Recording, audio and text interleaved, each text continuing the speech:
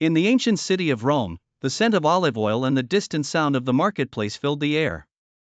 Lucius Marcellus, a young and ambitious commander, was not just any soldier. His lineage was one of heroes, and he was destined to leave a mark on history. Born to an esteemed family with a legacy of valor, courage ran in his blood. As a child, he heard tales of his ancestors fighting epic battles and vowing to live up to his family's name.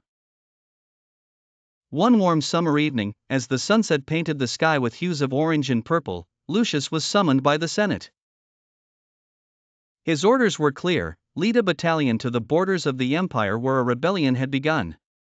The journey was arduous, but Lucius was undeterred.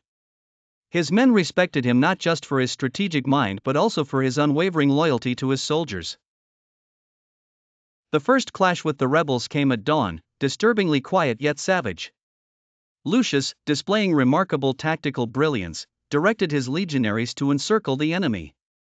Every move he made seemed like a chess master orchestrating a game.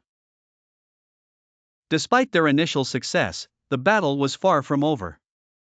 By the third chapter, word reached Lucius that the rebellion was larger than they had anticipated. It was not just a local skirmish, it threatened the very heart of Rome. Despair was not an option. He knew that his soldiers needed hope and a vision of victory. Drawing from the legends of his forefathers, Lucius delivered a rousing speech, reminding his legionaries of their purpose and the glory that awaited them. With hearts ablaze with renewed vigor, they marched into the heart of the rebellion. In the fourth chapter, a twist of fate ensued. An old friend, thought to be lost in earlier battles, appeared on the side of the rebels.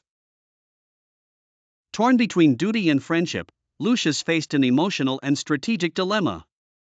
The reunion was bittersweet, steeped in memories of their shared past. Yet, they stood on opposing sides of a larger conflict. As the narrative unfolded in the 7th and 8th chapters, the two friends found themselves in direct confrontation. The rebel forces gained ground, driven by superior knowledge of the terrain and sheer desperation. However, Lucius' adaptive strategy and unyielding spirit began turning the tide. The climax reached its zenith when Lucius and his old friend clashed swords under the shadow of a setting sun. The resultant skirmish was not just of steel but of ideals and legacies. In a heart-wrenching moment, Lucius managed to disarm his friend. As they locked eyes, a mutual understanding transcended the battlefield. There was no real victor, just the remnants of what once was friendship.